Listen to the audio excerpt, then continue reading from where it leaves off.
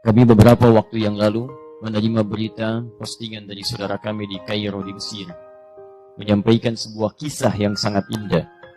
Jadi ada satu keluarga ini keluarga berada, kemudian ini kisah nyata, ayahnya meninggal, tersisa kemudian istri dan satu anak.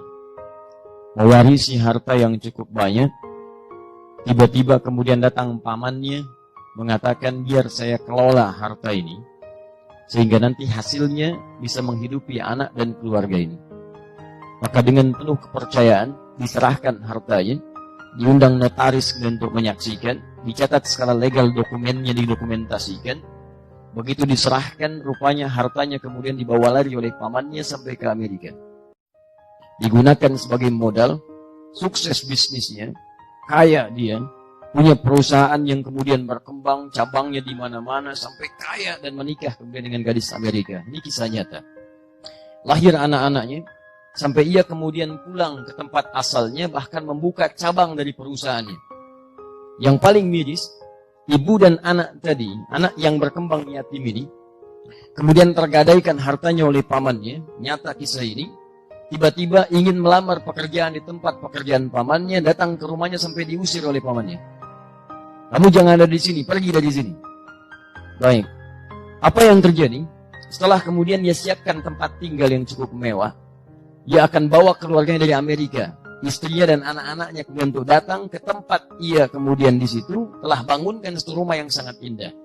15 tahun berlalu dari peristiwa diambilnya harta itu, telah berkembang selama 15 tahun. Begitu tiba masanya kemudian, jadi rumahnya sangat mewah, dengan perusahaan aset yang sangat luar biasa banyaknya. Tibalah waktu kemudian keluarga besar di Amerika untuk datang ke tempat ia di situ. Saat datang, disiapkan waktu menjemput, berangkat kemudian ke bandara.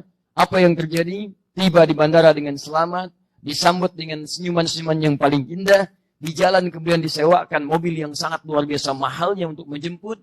Di perjalanan, ternyata sedang menuju pada takdir yang lainnya. Terjadilah kecelakaan yang besar pada saat itu. Wafat seluruh keluarga ini.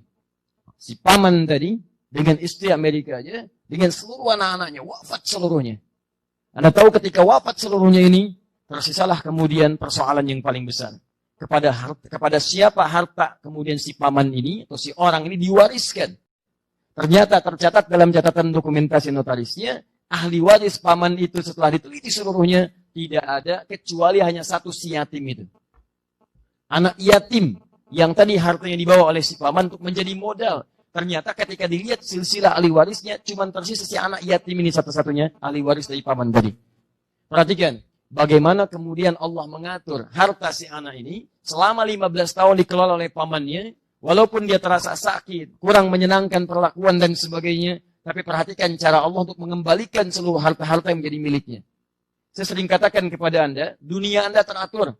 Harta Anda mencari dengan cara yang halal, sudah Allah siapkan rezekinya. Tidak akan tertukar. Cuman putri yang tertukar sampai jadi sinetron. Ya, cuman menteri yang ditukar. Tapi harta tidak akan pernah, rezeki tidak akan tertukar. Akan diberikan sesuai dengan maslahat hidupnya sampai Anda wafat. Jadi kalau rezeki Anda belum terpenuhi, Anda nggak akan wafat.